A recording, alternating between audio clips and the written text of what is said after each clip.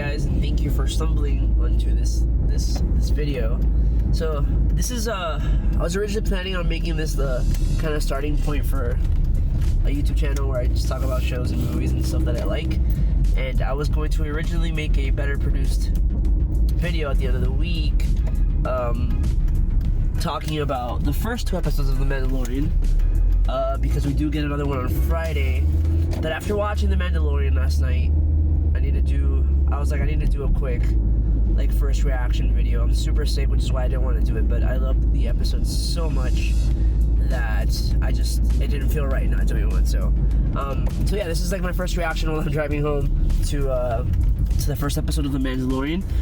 Caveat, I'm a huge Star Wars fan, so there may be a bit of bias in this reaction slash review. So just wanted to give a fair warning there. I kind of live, breathe, and eat Star Wars, so there's that. I forgot to mention, there's spoilers everywhere in this video, so if you haven't seen it, don't watch this. So yeah, I had a pleasant surprise last night at 9 p.m. Pacific Standard Time, because Disney Plus was live, even though it was supposed to go live this morning. So I got to watch that first episode of The Mandalorian before going to sleep for the night, which was awesome. I've been looking forward to this since, essentially Disney bought Star Wars. The idea and the draw of a live action Star Wars show, I think, is something that Star Wars fans have always wanted, and we finally got it. So I'm a huge fan of westerns. Sergio Leone, that trilogy, Fistful of Dollars, $3 More, Good, the Bad, and the Ugly.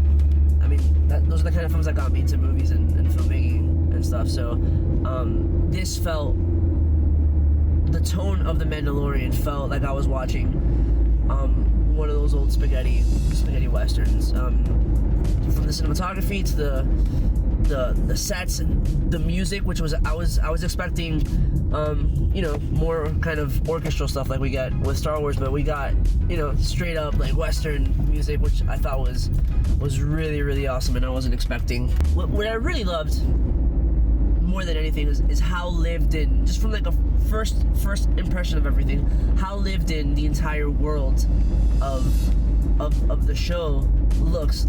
Other than Rogue One, which did a really good job at this, I feel like we haven't really gotten a universe that feels as lived in as the universe of The Mandalorian feels, with everything that's come after Disney bought Star Wars. I love almost everything that Disney has put out from Star Wars, but I want my Star Wars a little bit more lived in, like the original trilogy, and this definitely feels like that. The everything just feels kind of rough and dirty, and it feels very underworldish, which it should, because we're following a bounty hunter who's going across the galaxy collecting bounties, and seedy characters like that are gonna live in seedy worlds and dirty and dank places. So that, it was really, really awesome seeing that on screen. I'm sweating because I don't want to turn the AC on because of the noise and the sound, so sorry if you see me dripping. So yeah, I'm gonna go through kind of what I remember of the episode, kind of from the beginning to the end. I really like that. I feel like the first episode was really just made to kind of establish the tone and the world of the show. Nothing really crazy happens until the very, very end. But we get to know the world that this character, the Mandalorian, Pedro Pascal's character, lives in. From just that the first scene where we're in the cantina in this icy world, where he walks in, and it's just like the man with no name walking into a saloon in the old Clint Eastwood movies. He walks and he's silhouetted, which is my favorite shot in Star Wars that I can think of right now, or one of my favorite shots in Star Wars ever. He walks in, and we get your classic saloon kind of standoff, which I thought was really great, and really kind of let you know what to expect for the rest of the episode. And then right away we get thrust into seeing him do what he does, which is, he's a bounty hunter. He's hunting bounties, and that's really what, you know, the first scene depicts. So right off the bat, you know, we get a great introduction to this character. And then what's really cool is that, like, right away also we see kind of how the mesh of practical effects and just practical sets is going to mesh with you know, computer generated effects. Very quickly, you know, we see a little bit of an action sequence where he ends up on a ship. I forgot the ship's name. I don't know if they mentioned the ship's name, actually. Like, the ship looks super awesome on the inside. Clearly they're not behind or in front of a green screen. You know, it's all built and stuff. It's dingy, dirty. Loved his ship. I need to figure out the name of the ship because his ship was really cool. But yeah, that hybrid of practical and computer generated seems to work really well in the show. Like, there's nothing really that stood out to me that was computer generated, even though I knew that it was. And then what's really cool is that, you know, from there you just kind of follow a day in the life of this character. We meet Carl Weathers' character really quickly. Right away.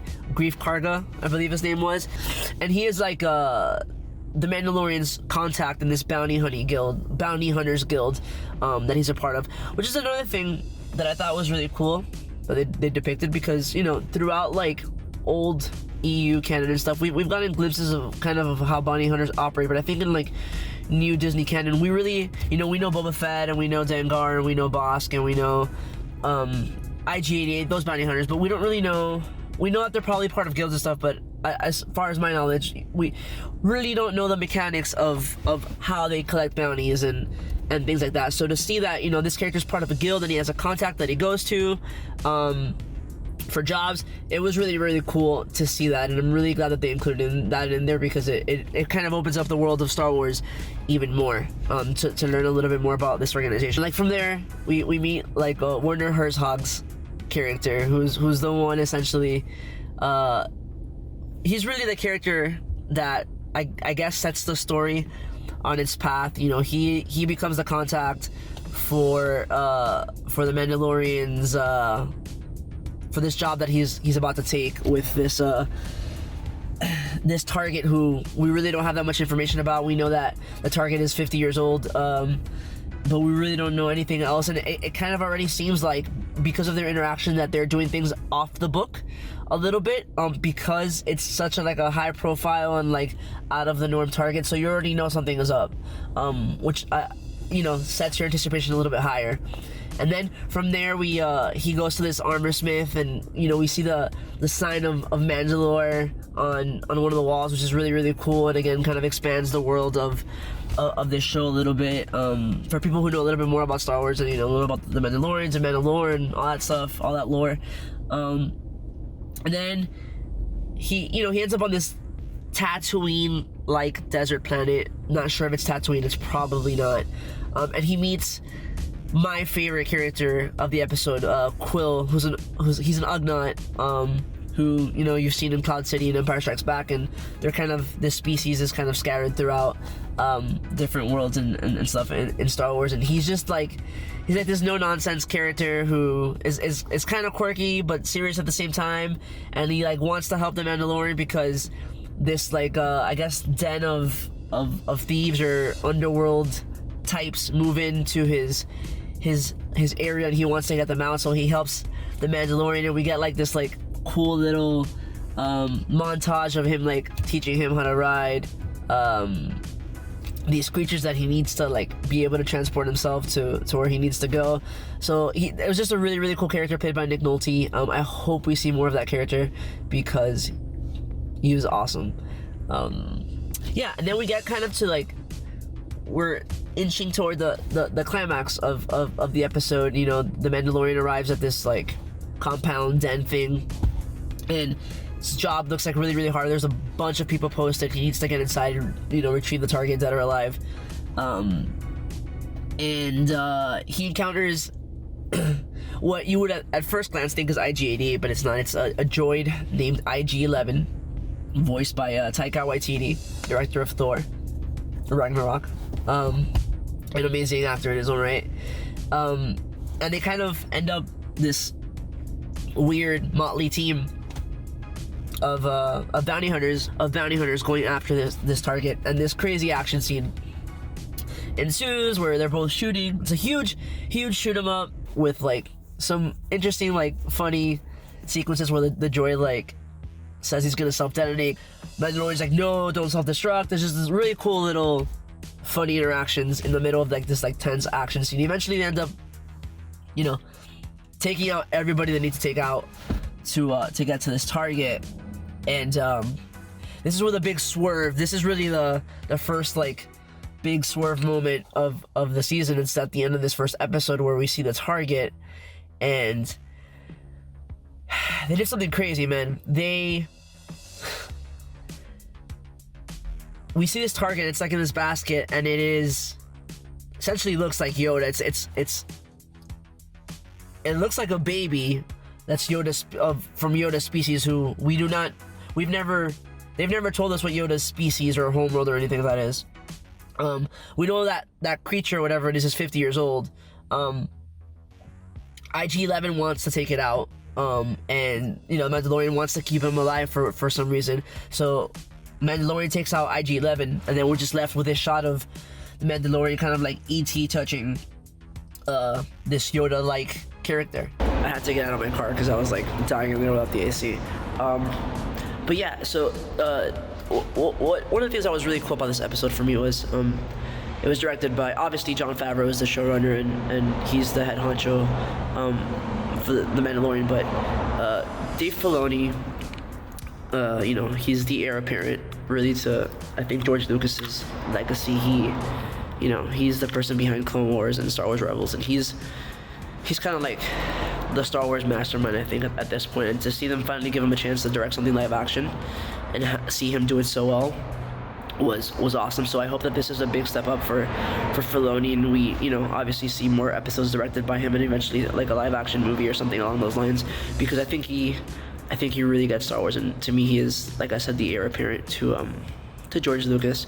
And then the other big standout for me was Ludwig Göransson's score and music, and it was not what I expected. I expected something very Star Wars-y, and it ended up being like something Western-y, and I even heard like some synth stuff in there. It really fit the tone of the show and made it stand apart from everything else that's Star Wars, to give it kind of its own identity. And I think the music was a really big part of that. So big kudos to Ludwig on that. And yeah, I'm really looking forward to the next episode that we're getting on Friday. So I will make a better produced video, but I just really want to take this out. So thank you guys for watching. If you want to subscribe, and I'll see you guys later. Thank you.